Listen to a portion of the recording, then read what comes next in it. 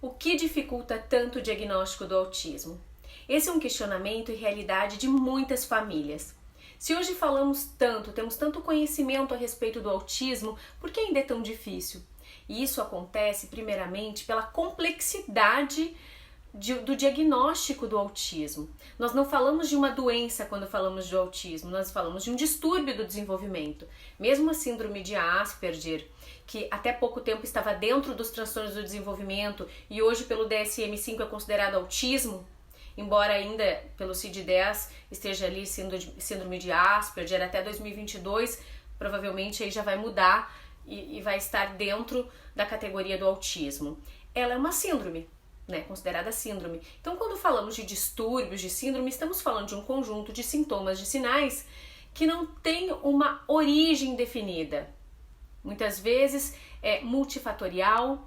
No autismo, por exemplo, a gente tem estudos que trazem as questões genéticas como influências do autismo, ambientais, enfim, mas não se tem definida qual é a origem do autismo.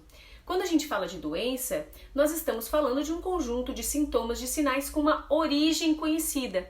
Então nós começamos a investigar os sintomas, a origem desses sintomas que esse indivíduo traz e chegamos aí num quadro nosológico, numa patologia. Muitas vezes temos inclusive testes que nos auxiliam, né, exames a validar esse diagnóstico. No autismo nós não temos um exame que vá detectar o autismo. É essencialmente clínico o diagnóstico do autismo. Por ser um transtorno do desenvolvimento, precisa de uma equipe multidisciplinar muitas vezes, principalmente quando os sintomas são leves, moderados também, né? Claro, temos indivíduos que têm os sintomas que são muito visíveis, que se percebe que realmente o indivíduo tem um transtorno de desenvolvimento e que é autismo. Agora, quando são muito leves esses traços, ou quando estamos falando ainda de um autismo moderado, é muito difícil. Então, é necessário sim que se encaminhe para uma equipe multidisciplinar, que mesmo que não esteja no mesmo espaço físico, vai ter esse olhar para o desenvolvimento desse indivíduo. A TO, por questões sensoriais, desenvolvimentais, fono, comunicação, linguagem, o psicólogo, questões desenvolvimentais, comportamentais e assim por diante. Tudo depende da necessidade do olhar para esse indivíduo, né, para se fazer esse diagnóstico. Então essa é a grande diferença e por isso que é tão complexo. Claro que nós temos aí também pessoas que têm comorbidades, no autismo é muito comum as comorbidades, que é o déficit de atenção, com ou sem hiperatividade, transtorno positivo e assim por diante. Isso dificulta também o diagnóstico, por isso também muito importante o olhar dessa equipe para auxiliar no diagnóstico. Temos pessoas que têm doenças associadas ainda a um quadro, né, de autismo e muitas vezes precisa de exames genéticos, algumas vezes tem alteração genética, tem deficiência intelectual, tem indivíduos que têm autismo e não tem alteração nenhuma genética. Então não temos aí uma causa específica do autismo, né?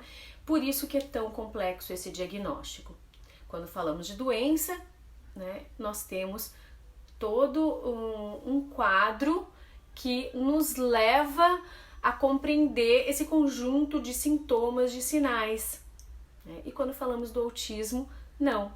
Estamos falando de uma síndrome do desenvolvimento que não tem uma origem ainda definida, embora existam muitos estudos em andamento, né, com causas, referindo às causas do autismo, mas não temos. Por isso que é tão difícil o diagnóstico, né? E a gente sabe que a manifestação dos sintomas é muito diferente, depende do indivíduo, do ambiente do indivíduo, dos estímulos que recebeu. Mesmo um indivíduo que tem um autismo leve vai ser diferente de outro que tem, né? Na questão da síndrome de Asperger também é a mesma coisa, onde se tem traços aí do autismo e muitas vezes a gente convive com pessoas que têm autismo e não percebe, né? Então é muito complicado realmente esse diagnóstico, por isso.